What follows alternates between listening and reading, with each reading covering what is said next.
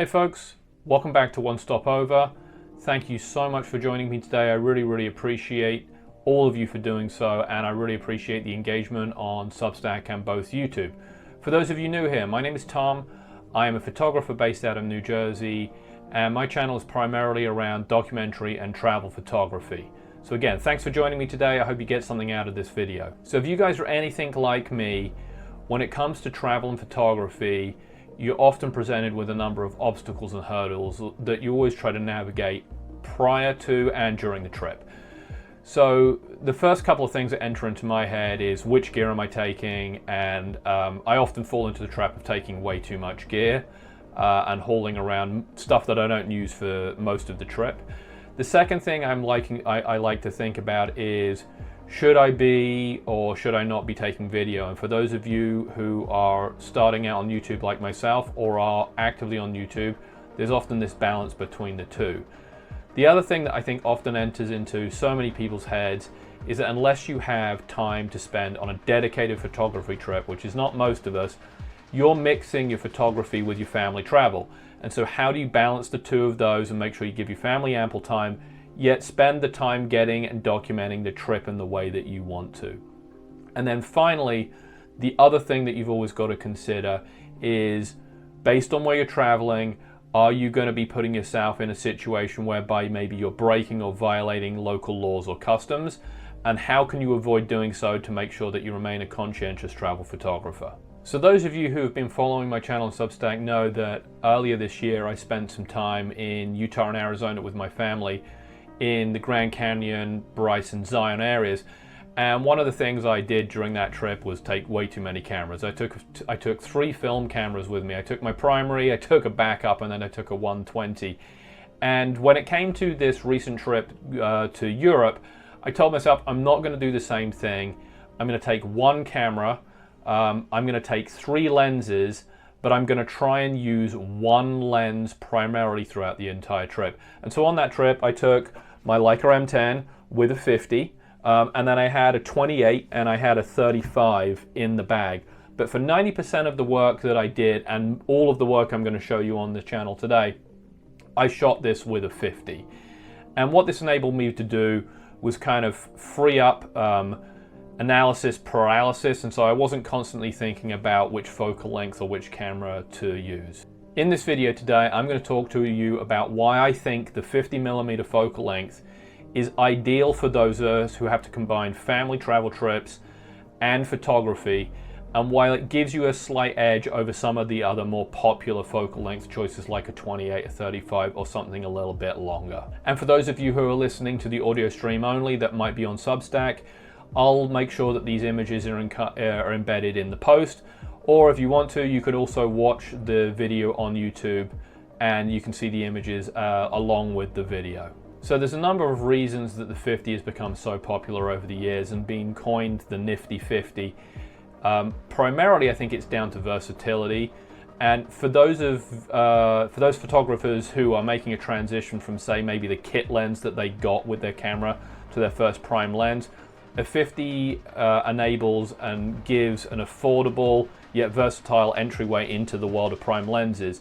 They're often compact, they're often relatively affordable compared to other prime lenses in the lineup for a camera.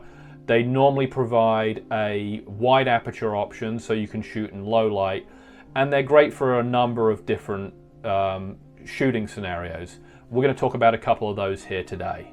So as I said, versatility is the primary, and I think that when I talk about photographing on a family vacation, I often do not have the time to get myself into a scene or spend the time working a scene as much as I would like to do so. And so where maybe I perch myself on a corner and wait for a particular subject to move through a scene, or whereby I might need to get very close to capture the essence of what is going on the street, normally I'd select something like a 35 or a 28mm in those scenarios.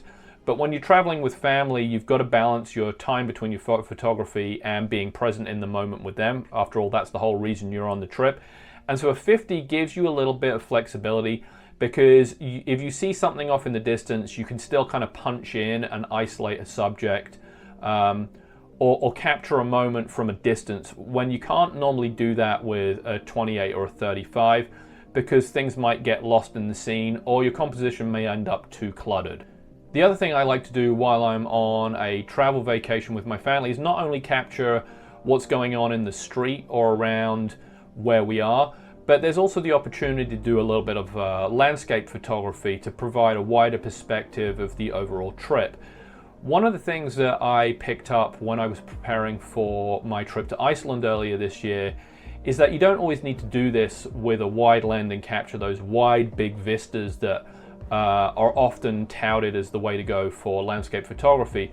And a lot of the people that I was finding most interesting were isolating parts of the landscape with longer lenses. And while a 50mm lens is not anything like a 100 or 200 or 400, it certainly does again punch in a little bit more.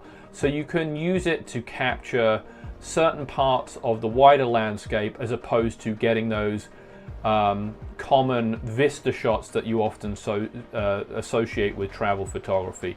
And I think it's a really, really neat way to isolate certain parts of the landscape and place a little bit more emphasis on the finer details of things that you see as opposed to the wider perspective. The other thing I'll add to that is that I found that a 50, because of its distortion-free focal length abilities, it's a great lens for doing something like stitched panoramics on a digital camera. And so I did a number of those while I was away on this trip in Europe, and it really enabled me to kind of capture wider scene in finer detail, but do so without having the distortion of some of the shorter focal length lenses.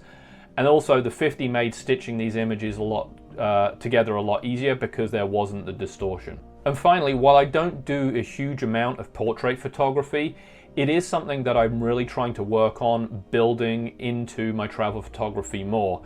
And a 50 is such a great focal length for this because, again, it allows you to isolate your subject. You can use depth of field to blur out any distracting backgrounds or anything else in the frame.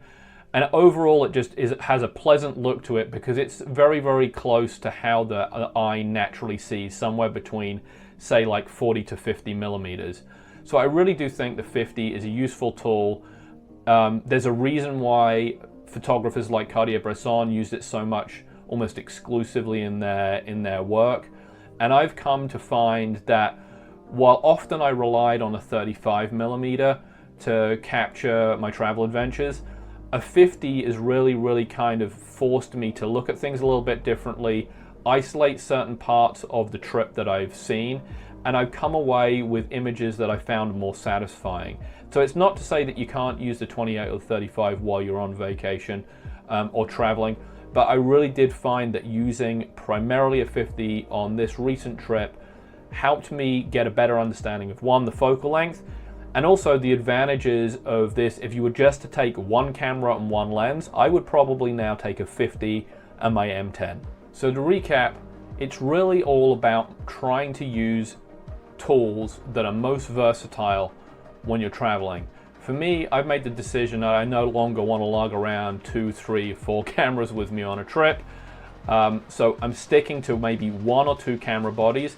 If I'm going to shoot film and digital, the great thing about using the M system is that my lenses are transferable. But on this trip, I stuck solely with digital, and I shot primarily with the 50, and I really enjoyed doing so. And I think that you could do too if you put some constraints around the equipment you use when you're traveling. So once again, I'd like to thank all of you again for joining me today. I really appreciate your engagement. To those of you new here, please like, follow, and to subscribe. And if you're not new here and haven't done that, I really appreciate it. I'll have links to my Substack and my Instagram in the description, so you can check out my other work there, and in addition to my website. So again, thank you. I look forward to speaking to all of you guys again soon, and I hope you enjoyed this video.